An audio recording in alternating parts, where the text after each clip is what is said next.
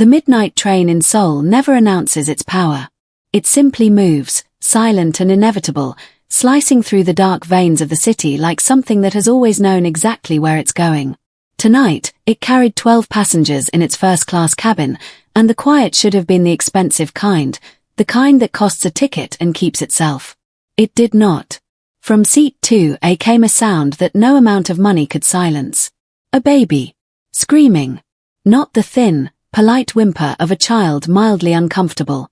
This was a full-throated, whole-body cry, raw and relentless and completely indifferent to the social order of the luxury cabin around it. The sound filled every inch of the pressurized air, bounced off the tinted windows, and settled into the chest of every person present like a splinter you couldn't locate but absolutely felt. The passengers reacted the way people react when they are afraid to react. Eyes forward. Back straight. The woman in the window seat pulled her pashmina a little tighter and pretended to find something fascinating about the passing darkness. Two men in the row behind exchanged the quickest of looks, a full conversation compressed into half a second, and then looked away. Nobody looked at seat 2A. Nobody dared. Because the man in seat 2A was Kang Tae-young. And you did not look at Kang Tae-young unless he invited you to.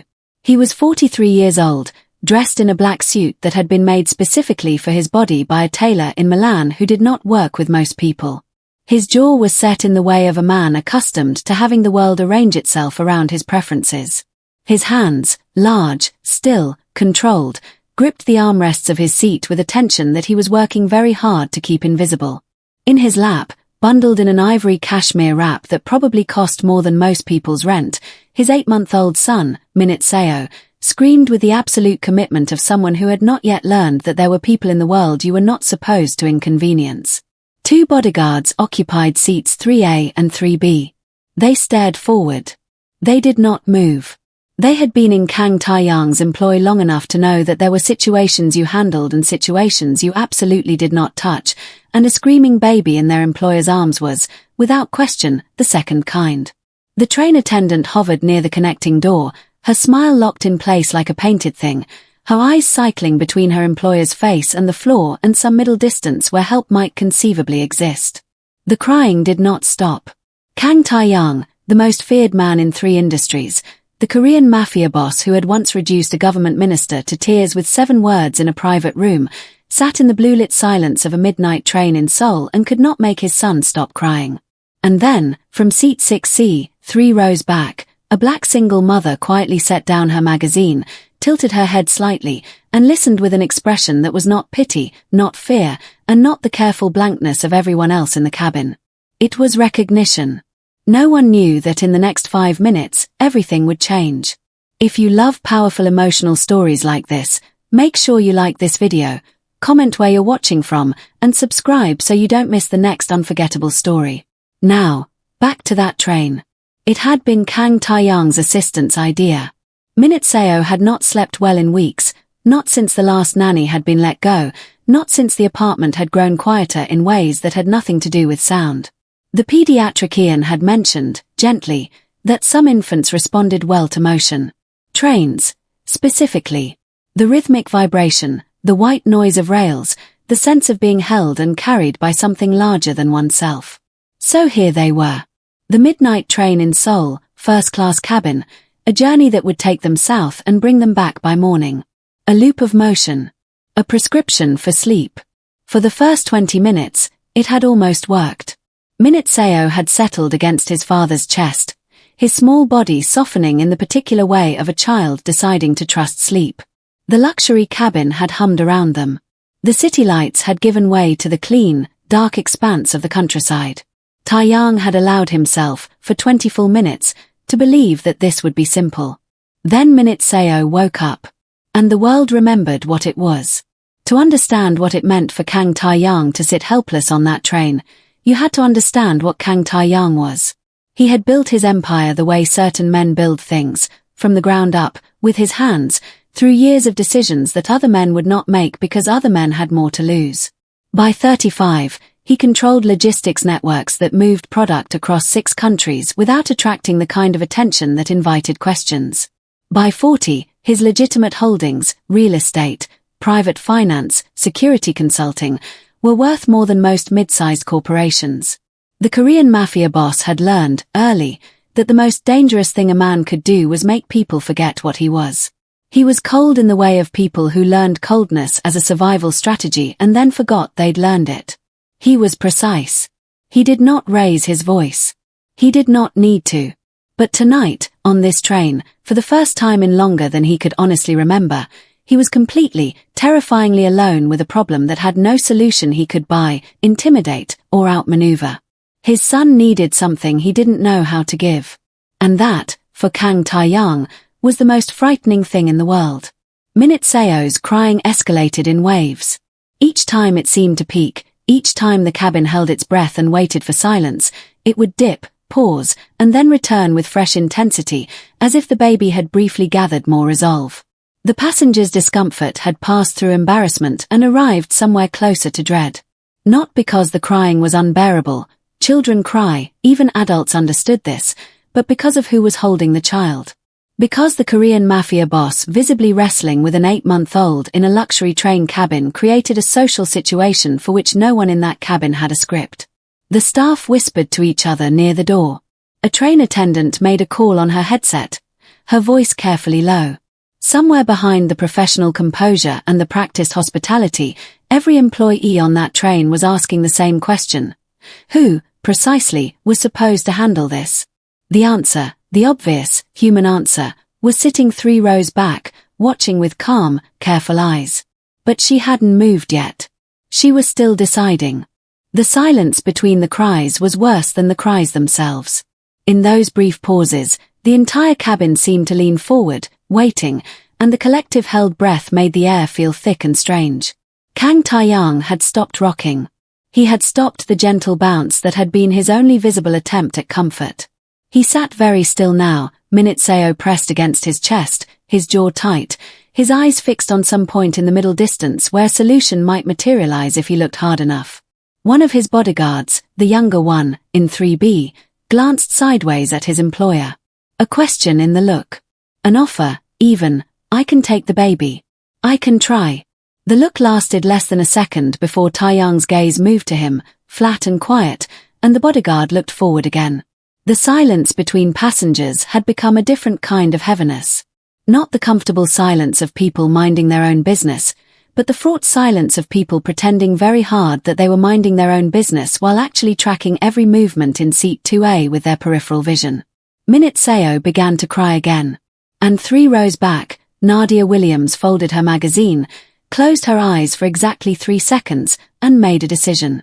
She did not look like someone the world would expect to change anything. That was the first thing, the thing that mattered most, though no one in that cabin would have been able to articulate why.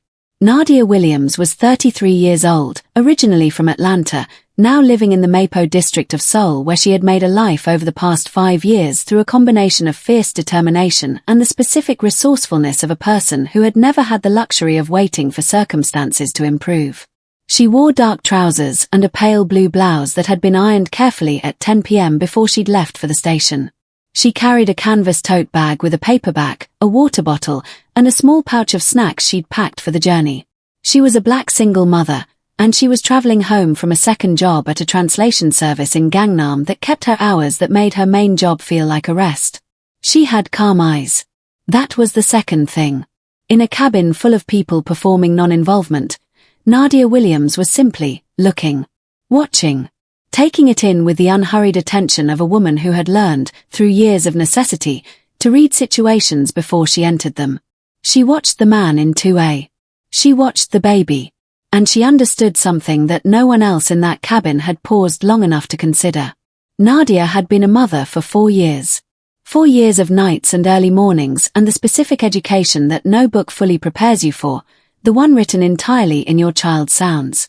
She knew the difference between hunger and cold, between loneliness and pain, between the cry of a baby who wanted something and the cry of a baby who was frightened. This baby was frightened. Not in distress, not sick, not hurt, but overwhelmed. The nervous system of an 8-month-old was a new and fragile instrument, still learning to process a world that arrived in it like a wave. Too much sensation, too much noise, too much unfamiliar everything. When that happened, a baby didn't need quiet. quiet made it worse. It needed a heartbeat. A familiar smell. The specific warmth of being held by someone who was not themselves afraid. That was the problem, Nadia thought. The man holding this baby was terrified. She could see it from 6 rows away. Could see it in the rigid set of his shoulders, the controlled stillness that looked like calm but was actually the opposite of calm. The baby could feel it too, they always did. The body never lied to a baby. And what this baby felt, pressed against that rigid chest, was a man who didn't know if he could do this. She hesitated for a moment. Then she thought about her daughter, Zoe, at 3 months old. She thought about a night in a studio apartment in Mapo, alone, when Zoe had cried for an hour and Nadia had cried too, and then she'd figured it out, not because she was special, but because she had no choice. Because love and necessity are, in the end, the same engine. She stood up. Nobody else had. That was worth noting, worth saying plainly.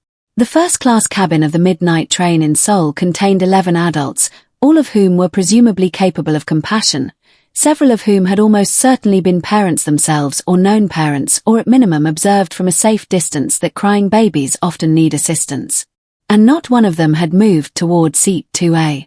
The train attendant had moved away from it, steadily and professionally, until she was near enough to the connecting door that it might have been an accident. The passengers had produced a collective, unspoken agreement.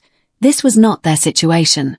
This was above their pay grade, or rather, it was above their courage grade, which is different and more honest.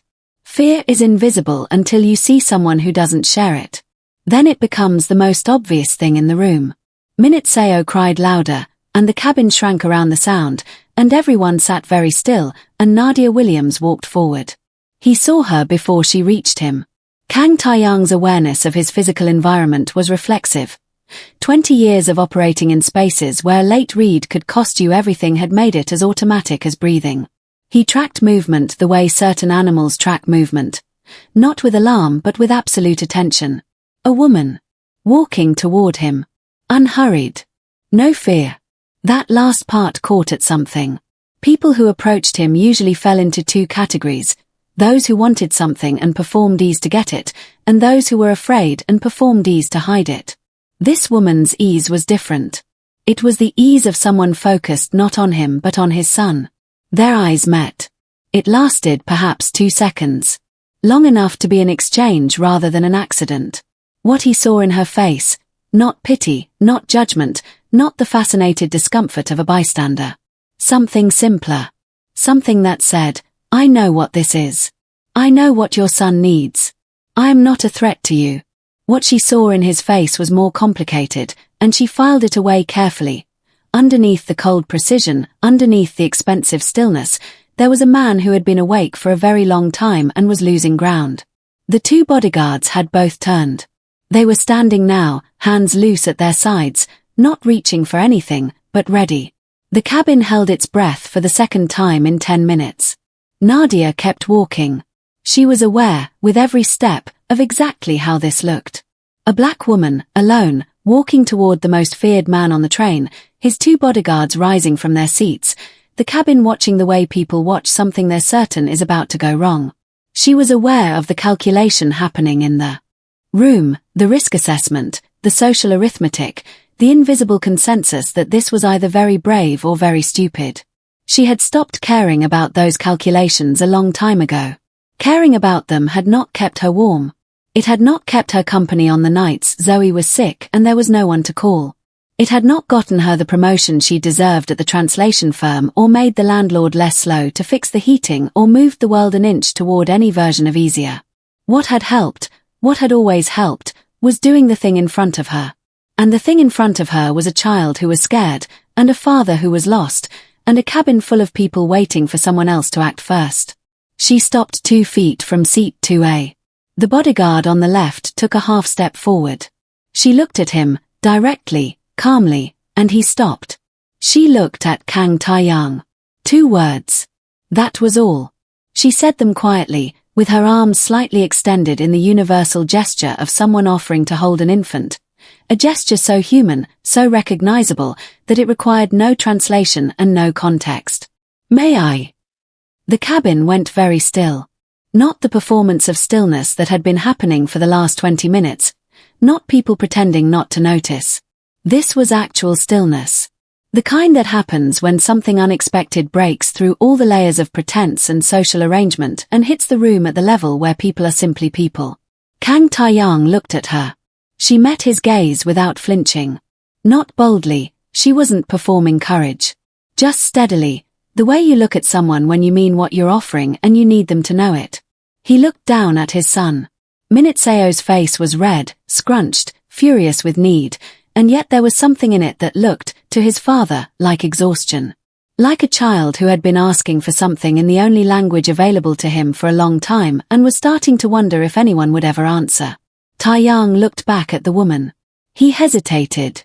He nodded. It was barely a movement, a single, slight drop of the chin, controlled and small, the kind of concession that a man like Kang Taeyang made in a way that preserved as much dignity as the moment allowed. But it was a nod. Unmistakable. Nadia stepped forward. The bodyguard on the left moved again, and this time Taeyang said, without looking at him, "No." One word. The bodyguard became still as furniture. She reached out and took Minitseo.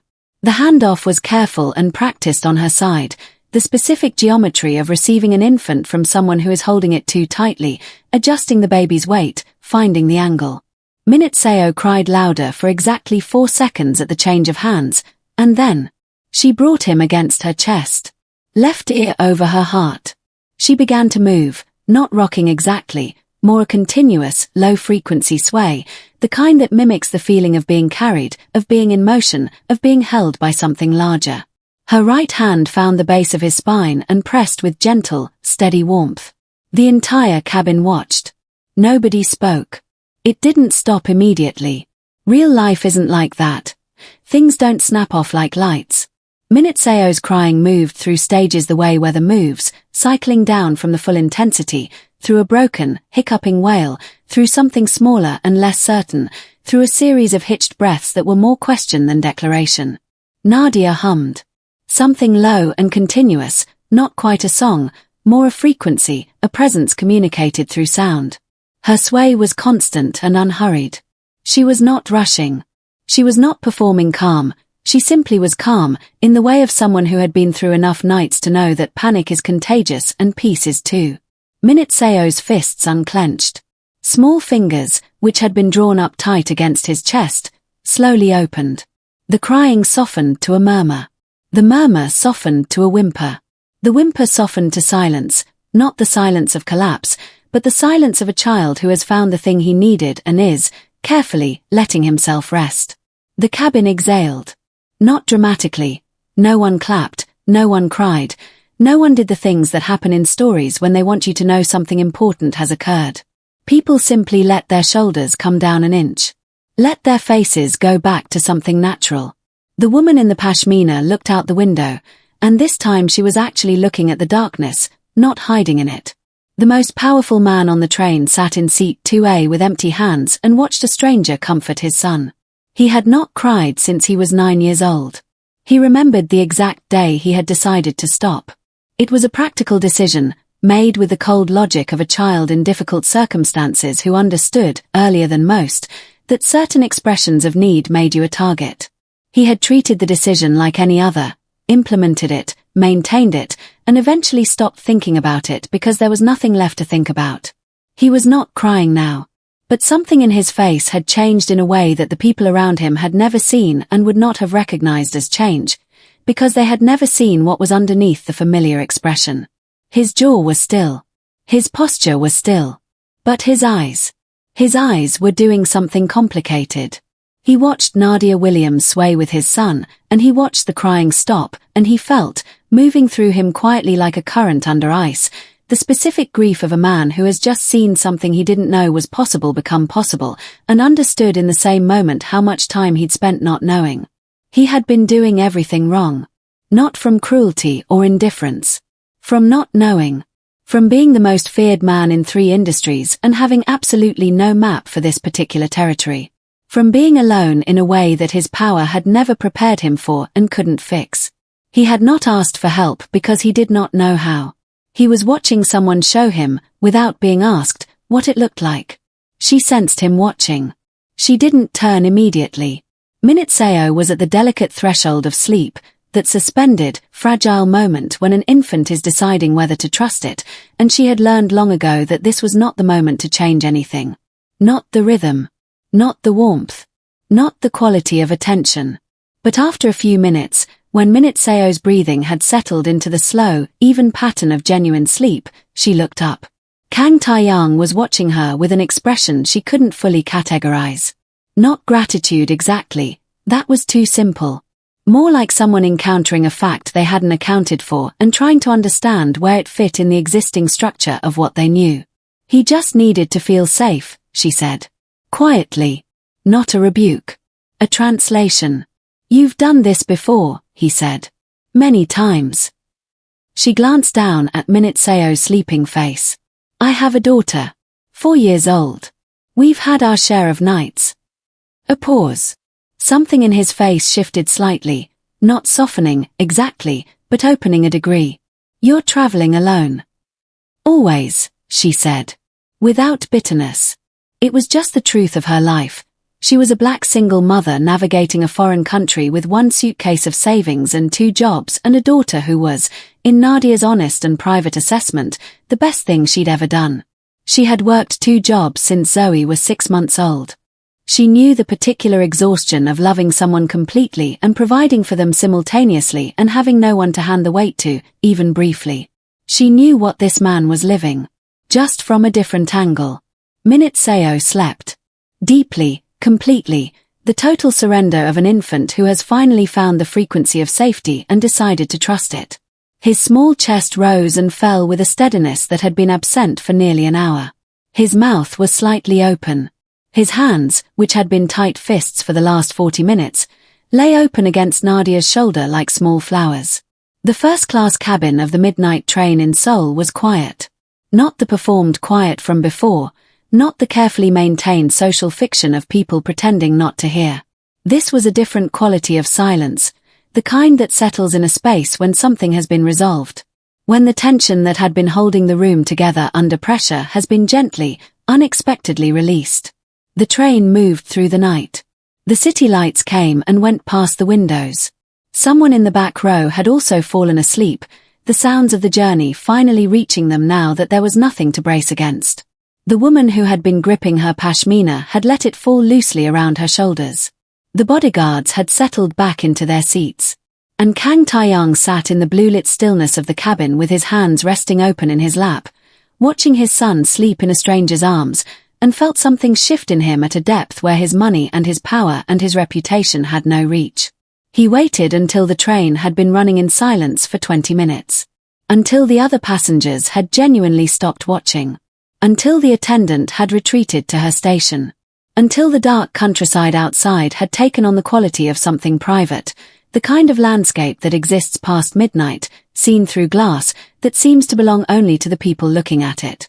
Then, in the same quiet tone he used for boardroom conversations he didn't want overheard, Kang Taeyang said, "How did you do that?" It was not the question of a powerful man performing humility.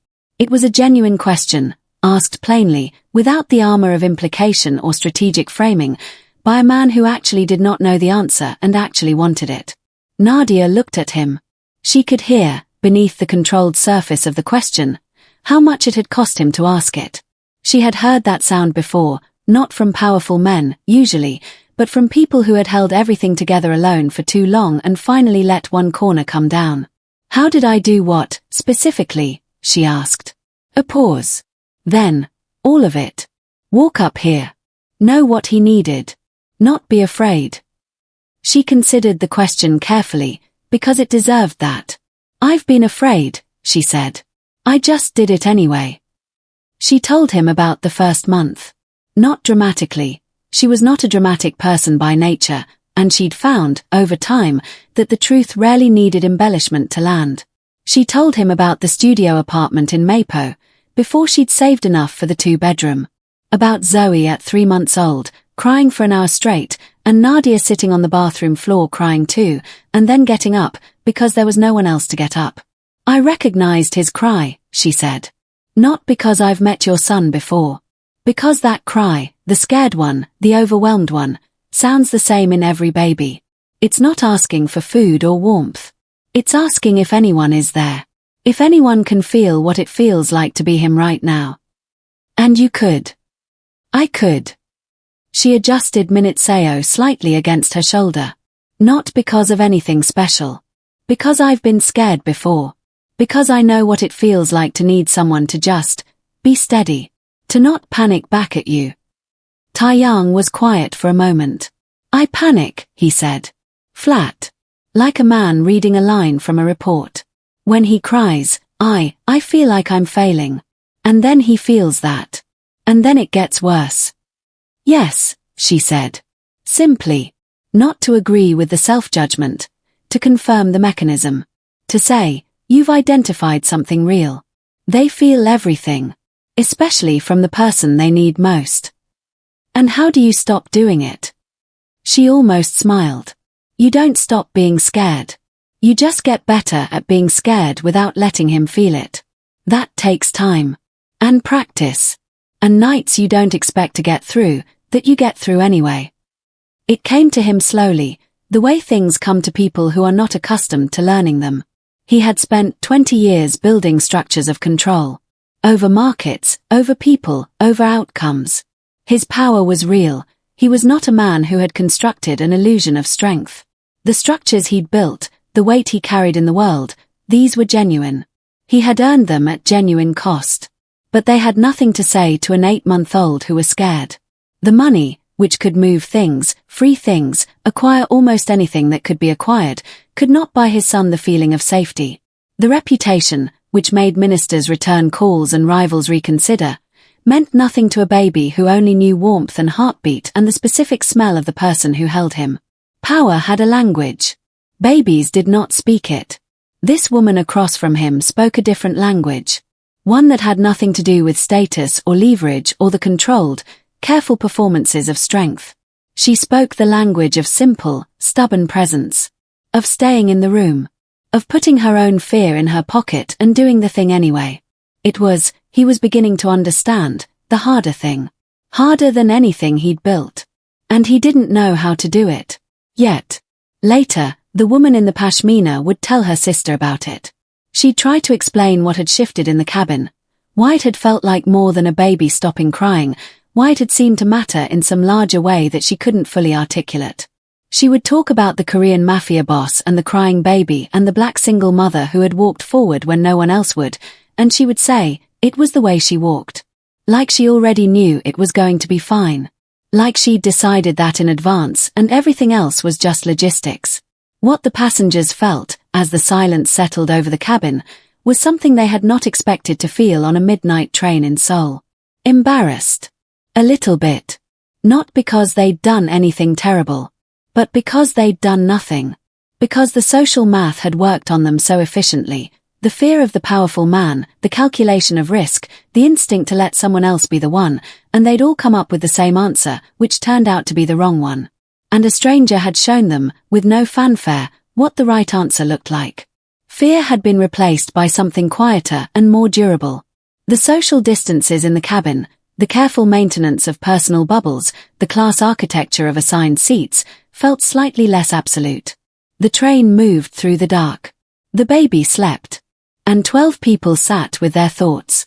He asked about her life in the way he asked about most things, directly, without preamble, as if small talk were a tax he'd long since decided he wouldn't pay. How long have you been in Seoul? 5 years. You work in translation. It wasn't entirely a guess. He had heard something in her Korean when she'd spoken briefly to the attendant earlier. Proficient. Formal. The Korean of someone who'd learned it as an adult and had put in the work. Translation and one other job, she said. Restaurant in Itaewon. Evenings. He absorbed this. Did the math that people do when they're picturing a life. 2 jobs, a child, a foreign country, no support system nearby. He thought about what that cost in time alone, the sheer arithmetic of hours, and then about what it cost in everything that didn't show up in arithmetic. What did you want to be? He asked. Before. She looked at him with a slight expression, not surprise, exactly, but acknowledgement that this was a different kind of question. Most people asked what she did, not what she'd wanted. A child psychologist, she said. I was 2 years into a postgraduate program when Zoe came. I stopped, or paused. She was quiet for a moment. I've been trying to figure that out for 4 years, she said. He had resources. This was not false modesty in reverse, it was simply true. He had resources the way geography has mountains, as a fact of the landscape, not a boast. He thought about what she had said. He thought about the 2 jobs and the 4 years and the postgraduate program that had been set down and not yet picked back up. He thought about his son sleeping peacefully, breathing slowly, held in the arms of a woman who had learned, at enormous personal cost, exactly the skill that Taeyang needed most and had no idea how to acquire. He thought about the foundation he had been meaning, for 3 years, to do something concrete with, a charitable structure his lawyers had built and his assistant maintained, and he had never populated with purpose because he had never identified a purpose that felt genuinely connected to something real. He looked at her. I'd like to offer you something, he said. Not money. She waited. An opportunity. The kind that doesn't require you to owe me anything and doesn't require you to be someone you're not. What kind of opportunity? She asked. The kind that involves finishing what you started, he said. She didn't say yes immediately. He would have respected her less if she had. He dealt, professionally, in the reading of people, in the quick, accurate assessment of motive and character that kept you alive and solvent in the spaces he operated in. He knew what a person who was going to take advantage of something looked like. He knew what desperation looked like. He knew what calculated self-interest looked like.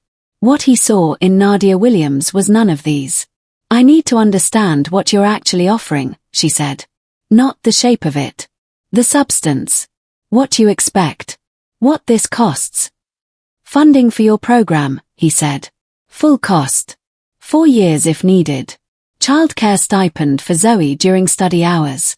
No strings attached to my business interests. I have lawyers who can document that clearly. And, he paused. If you're willing. Guidance. For me. On this. He looked at Minute-seo. I'll pay you for your time. Separately. Clearly. She looked at him for a long time. You understand, I'll tell you the truth, she said. Not what you want to hear. That's why I'm asking you. Another pause. Then, I have one condition. Name it.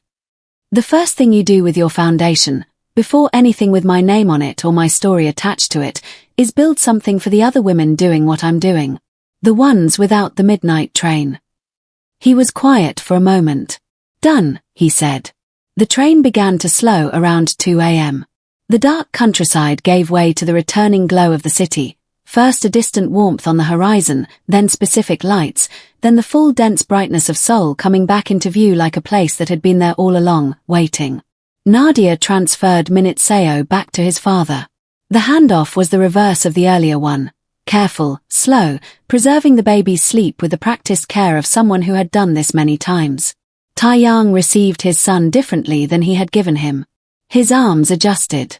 His posture shifted. Something in his hold was looser and, paradoxically, more secure.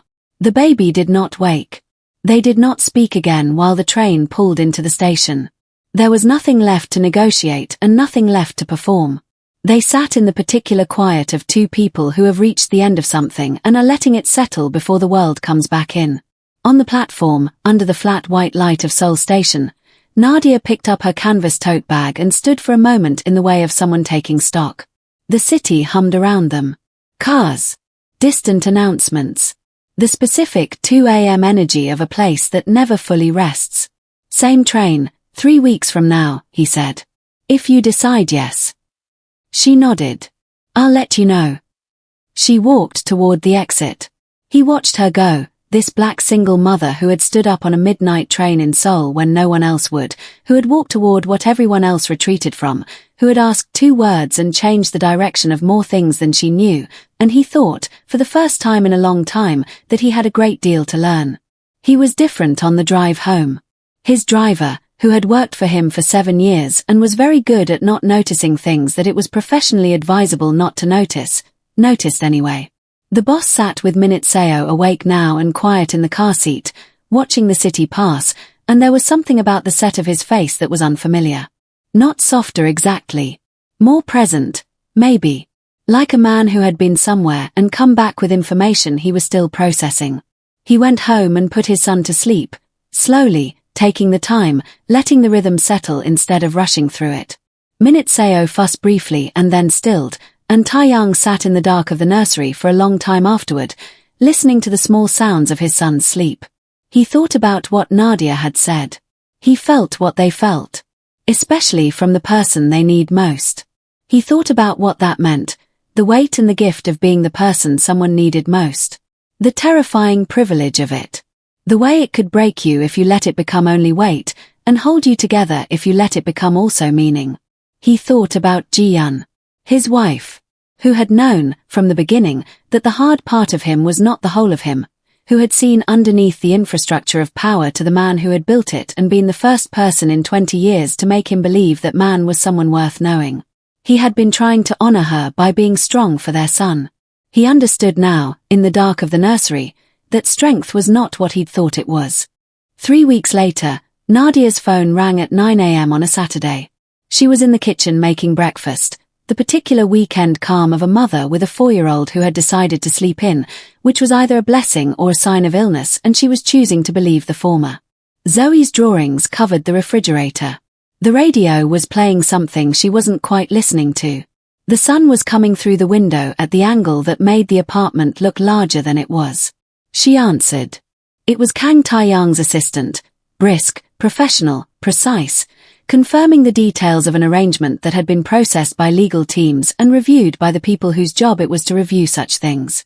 The funding was confirmed. The program place was confirmed. The dates were confirmed. And then, a brief pause.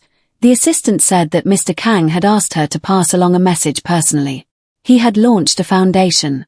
It was called the Ji-yeon Foundation, named for his wife, and its initial focus would be practical support services for single parents navigating foreign social systems, translation, legal navigation, emergency childcare, community connection. The first cohort of beneficiaries was 47 people. Most of them were women. Most of them were doing it alone. He had honored his word before he had asked anything of her. Nadia stood in her kitchen for a long time after the call ended. Zoe wandered in eventually, sleep-creased and questioning, holding the stuffed elephant she had carried everywhere since she was 2 years old, and said, "Who was on the phone, Mama?" "Someone I met on a train," Nadia said. Zoe considered this. "Was it nice?" "Yes," Nadia said. She looked at her daughter, her whole, entire, complicated, luminous reason for everything, and felt the particular fullness that had no single word in any of the languages she spoke. Very nice. Across the city, in an apartment that had been too quiet for too long, Kang Taeyang sat on the floor of his living room with Minute Seo, who was pulling himself up against his father's leg and grinning with the triumphant delight of a person who has just discovered that he can do something new.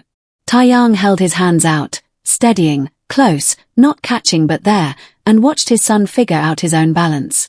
He had calls to return. Reports to read. An empire that did not slow because a man decided to sit on the floor. He did not move. He stayed on the floor. He held out his hands. He watched. That midnight train in Seoul wasn't just a journey across the city. It was a journey across pride, fear, and the particular loneliness of people who have built walls so strong they forget there's a door. A woman had knocked on the door. Not loudly, just clearly, just with both hands, just with the kind of courage that looks ordinary until you look closely.